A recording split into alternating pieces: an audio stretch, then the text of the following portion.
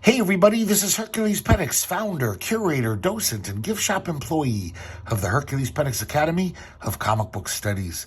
Today we're going to finish up our scholarly examination of War Against Crime, the pre-trend EC anthology. This is number 11, and this is the last issue before the comic is retitled The Vault of Horror. They even have a horror side masthead here in preparation. I guess crime never pays as much as horror. But we start off once again with a Johnny Craig cover, and we see that they're leaning harder into the horror thing. And they also have this thing which kind of becomes a motif on many covers. Even at like DC's, Joe Kubert would do this on every War Comics cover, where there's a character who's making an ironic comment on something that's about to happen. So this archaeologist is saying, apparently whoever invades the sanctity of this chamber will meet death at the hands of the mummy entombed herein. What utter nonsense. And of course, the mummy's about to attack him. This became a very popular thing. So once again, we have another Vault of Horror story. They're still warming up to change the title, to get it all ready. And Al Feldstein's drawing it once again. The Vault Keeper is still not like making dumb jokes and bad puns, so they still haven't developed that. But they are using the term suspense story, which obviously became a very popular tagline for many EC titles. They really like that word. So this one's called The Mummy's Curse. And once again, I didn't comment on this last time, but both of these Vault of Horror stories, they're not really horror stories. They're basically crime stories with the trappings of horror. Nothing supernatural happens in any of them. The last story was basically about a premature burial and a grave robber. And we'll find out, spoiler alert, that this is a mummy imposter. So, kind of interesting that they're almost a little too afraid to be full-on horror yet. They're just testing the waters. So we meet this archaeologist named Gladstone. He's just returned from Egypt, where he's discovered this tomb. The director of the museum wants to clear up something about his report. He actually says, what is this nonsense in your report about being attacked by a mummy?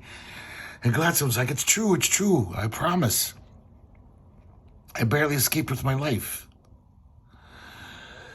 And apparently during this expedition, his partner, Upjohn, fell down into this crevice. He fell off of a cliff and died. So the director of the museum says, well, we're going back there, and we're going to need you to come with us to lead us to this tomb. And he says, never. I'll never go back to that place.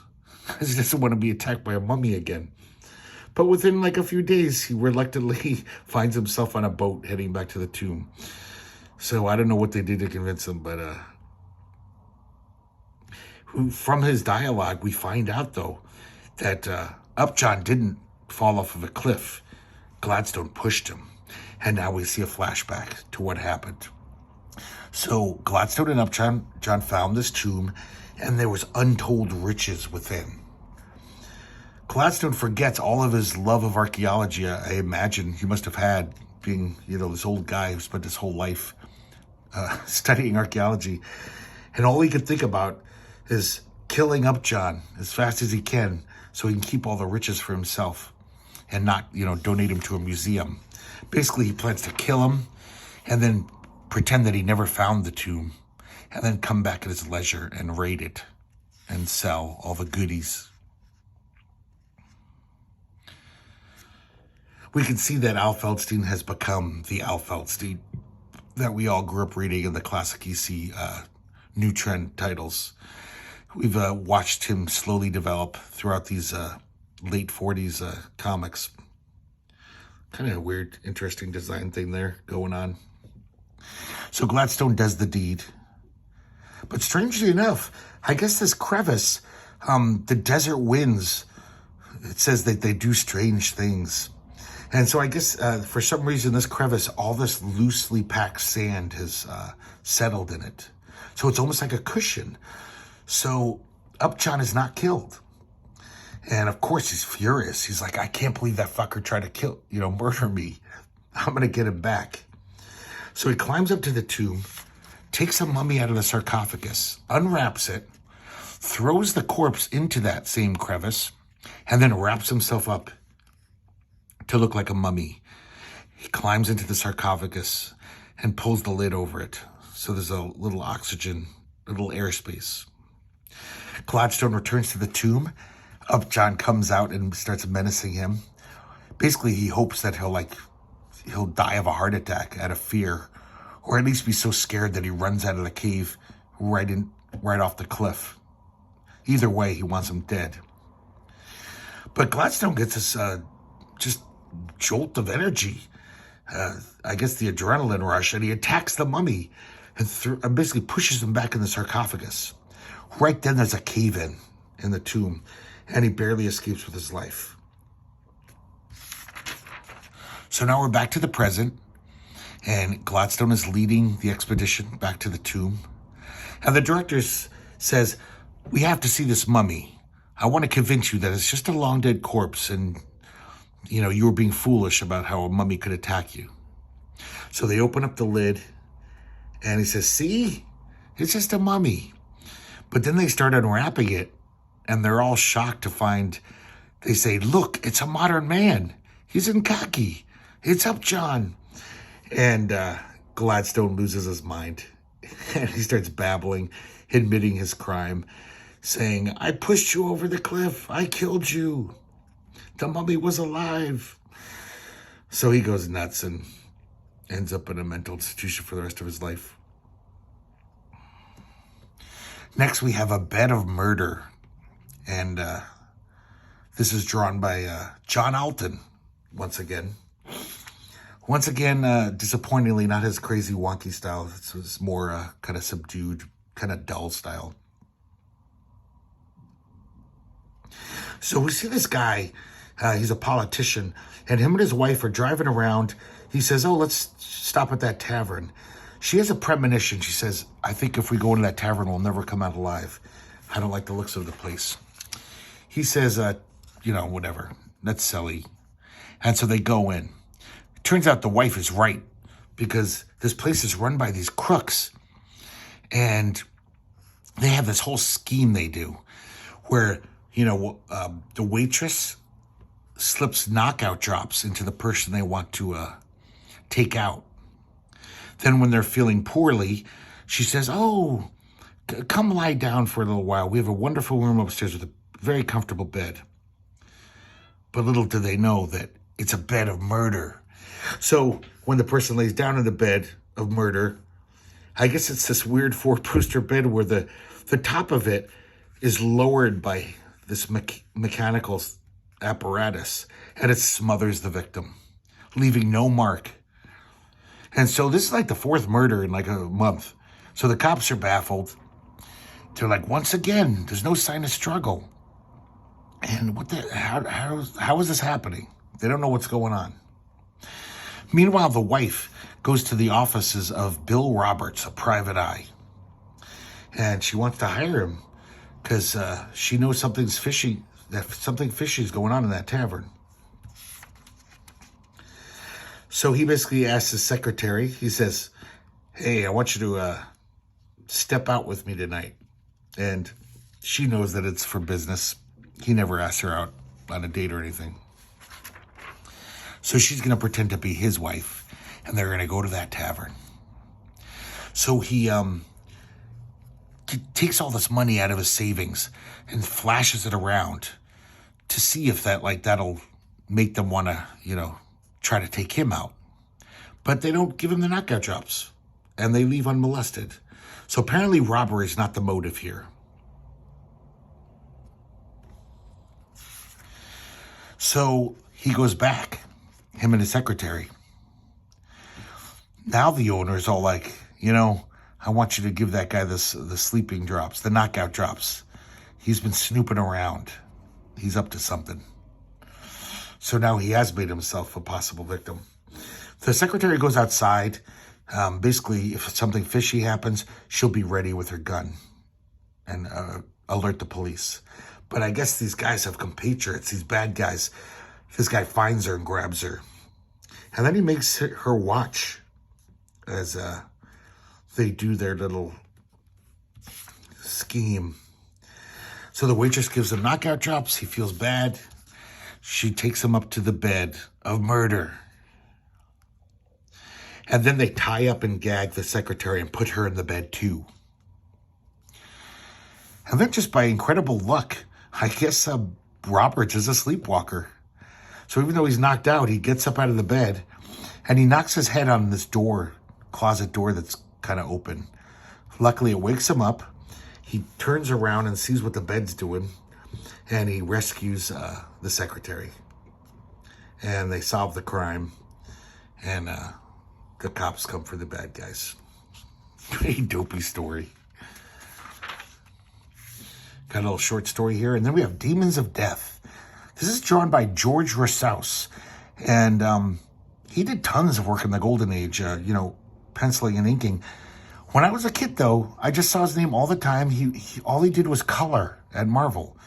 Almost every other comic I read as a kid would be colors by George Rousseau. So I don't know what made him stop being a penciler. His art's pretty good. I kind of like it. So there's this couple, and I think they're husband and wife, and they're basically working as a maid and a butler for this very wealthy, very ornery old man. And it's getting to be really hard to put up with him. Has violent outbursts, and the wife has had enough, but the husband's like, listen, honey, just a little bit longer. The whole plan is we want him to put us in his will because he has no family. So we got to suck up to him a little longer, and when we know that we're in the will, then we can take him out, we can kill him.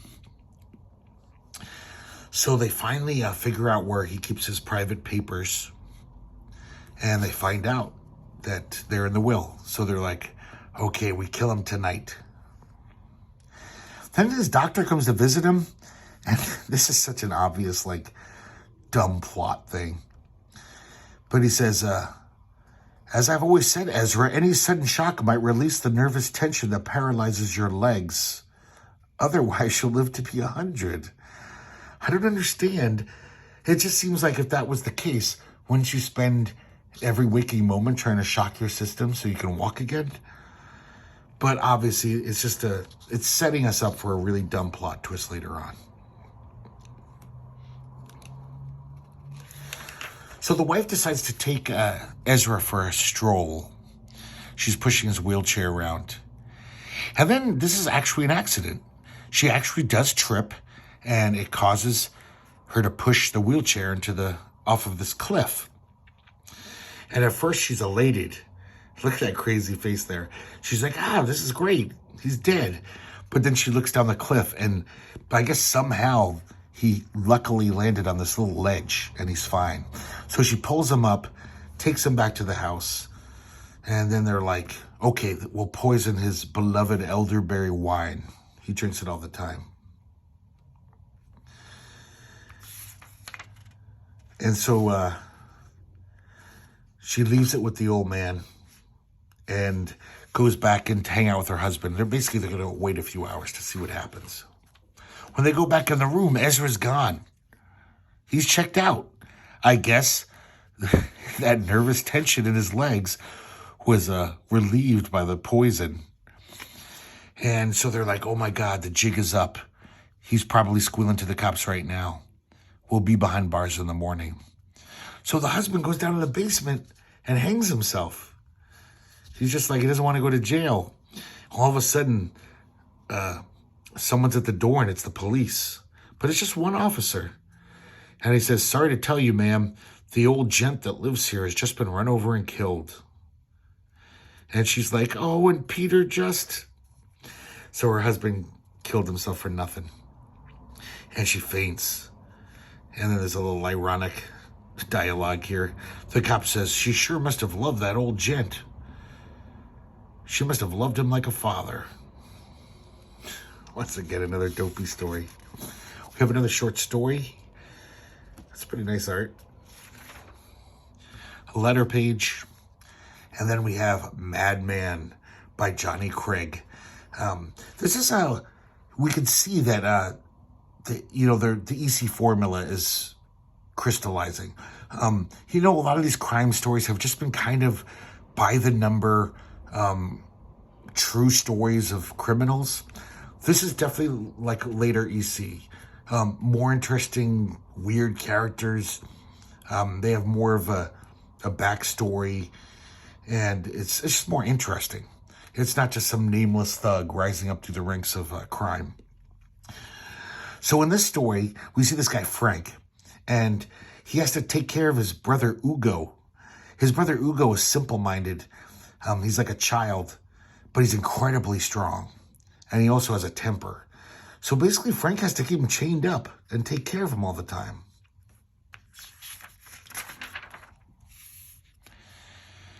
If Frank just angers him for the slightest thing, like Ugo wants to play with this cat, and Frank's like, no, you have to keep away from the kitten, because he knows that Ugo will probably kill it, crush it on accident. Then Ugo lifts up Frank and says, Frank bad, Frank not want Ugo have fun, Ugo not like Frank. And he throws him against the wall. So the only way that Frank can keep Ugo in line is by promising to read him stories, just like a child, So whenever Ugo's freaking out, he's like, you want me to read your story, right, Ugo? And Ugo's always just like, yeah, story, I like stories. So a few days later, I guess Frank has got a girlfriend, and some neighbor who showed some interest in him, and they're starting to date. She always wonders why he never invites her back to his place. And, of course, we know why. So one day she takes initiative and she makes a nice meal and says, oh, he won't be able to say no if I bring a nice meal over to him. So she kind of barges in, and Ugo sees her. And she's afraid. And he's like, she's afraid. She must be bad. And she's going to attack the woman. Frank's got to hold her back. He says, Janice, run. Which she does. And once again, he calms him down by promising to tell him a story. So while Frank's asleep that night, Ugo's in one of his moods again. He says, Frank wants me to have to go. Frank bad. And he yanks his chains out of the wall. I like this Johnny Craig art. Just like I said about Al Feldstein, Johnny Craig's fully, developed now. So when the new trend starts, he'll hit the ground running. So Ugo, even though he's simple-minded, I guess he has some kind of cunning. He takes him to this, foundation. They're building a building. And he throws him in this little thing that's going to be bricked off the next day. He says it reminds him of one of the stories Frank read him. I think they're talking about Cask of Amontillado. And he leaves him there. So he'll be walled in and die. And then the next morning, Ugo looks across the way and he sees Janice in her apartment making breakfast. And once again, he's enraged. He's like, she's afraid of Ugo. Must be bad. Ugo not like bad people. So he goes over to her apartment after she goes to work, and he breaks in and waits for her. Meanwhile, Frank is getting walled in. The workers they have no idea that he's in there. So Janice comes home from work, and Ugo attacks her. Look at this face here. Very un-Johnny Craig-like. It totally reminds me of, Will Eisner. That could be a Will Eisner femme fatale in the spirit. Or just a lot of old Golden Age artists. But I kind of like that face. So Janice is a smart cookie, though, and she basically uses Frank's strategy, and she says, Ugo, do you want me to read a story to you? And Ugo's totally like, yeah. So she reads this fairy tale to him. But then Janice removes the phone from the cradle. And she says, now I'm going to tell you a story. It seems that a big man had a brother, and he hated his brother and tried to kill him.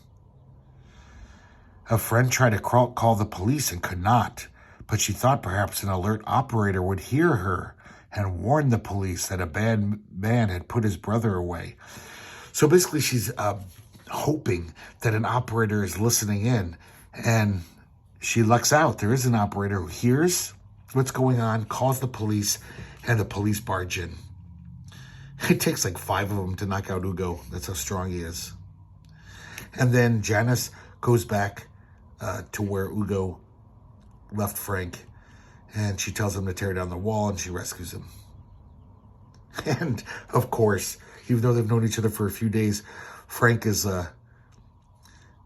like, now I can think of love and marriage, Janice. Kiss me now.